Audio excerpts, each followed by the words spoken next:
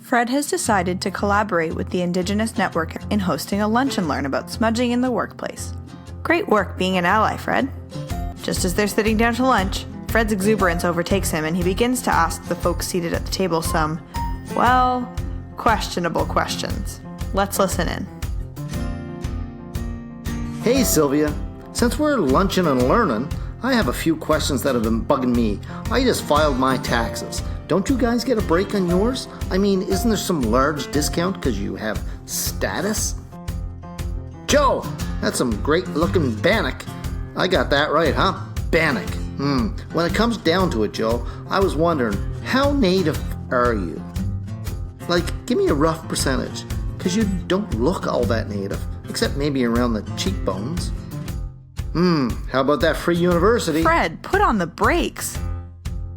Oh, Fred, you were doing so well, and you'd even brought along your famous mac and cheese to share at lunch. Leaders and learners, let's consider the scenario we've just watched and decide how Fred could have been a master at mixing so that he can get the recipe right for the next lunch and learn. Well done. You knew the answer before we even posed the question.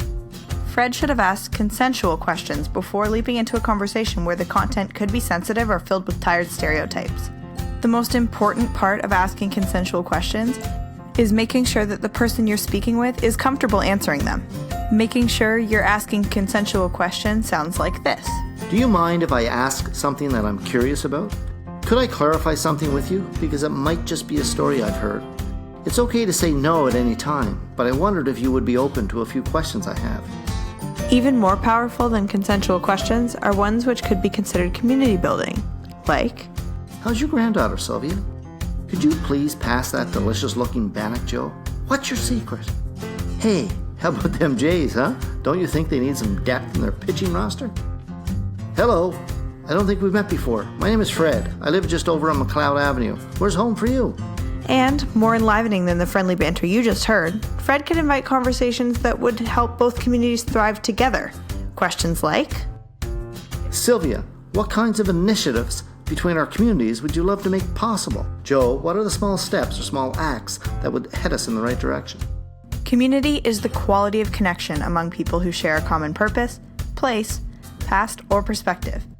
The tale is not necessarily rooted yet in truth. Sometimes these mistellings create disconnection or mistrust between communities when there are actually more things that fold us together than there are things that separate us from one another. Community and family are pivotal in the cultural fabric of Indigenous nations all across Turtle Island. And this important focus is a great opportunity to blend our best ingredients with one another. In our shared initiatives, between our communities, between our families, and in our understandings with one another. Although this computer-based training may seem to merely scratch the surface, the things you have learned have important ramifications. This is a great place to begin the dialogue about creating and extending the idea of community. And by the way, Fred, I think that's a great tie. Hey, thanks. Miigwech.